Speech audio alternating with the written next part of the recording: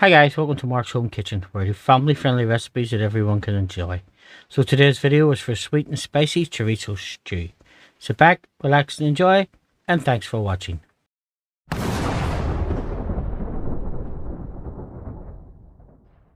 Now we're going to take an oven-proof pan or casserole dish, and to that we're going to add some cooking oil. Then we're going to add an onion that's been chopped finely. We're going to cook that for a couple of minutes just to let it sweat. We don't want any colour on it. And then to that we're going to add some paprika. Give that a stir around as well. We'll cook the spices out just for about 30 seconds. Then we're going to add our sliced chorizo. We'll give that a stir around and we'll cook it for a couple of minutes just until the fat starts to run out of it. Now folks, if you're enjoying my videos, please don't forget to like, subscribe and share. It does help the channel and it means I can make further videos for you. Now to that then we're going to add some potato and some sliced carrots, some tomato puree.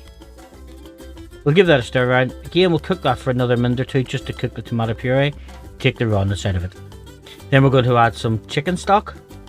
Now obviously homemade is best, but if not you can always use a stock cube.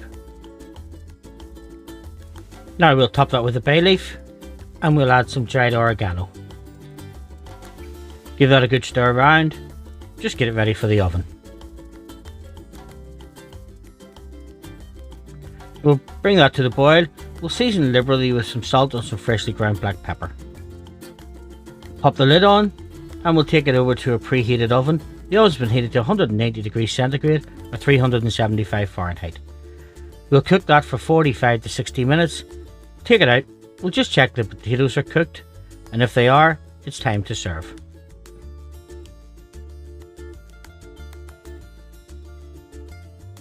As you can see, my potatoes are really soft, so it is time to serve our chorizo stew.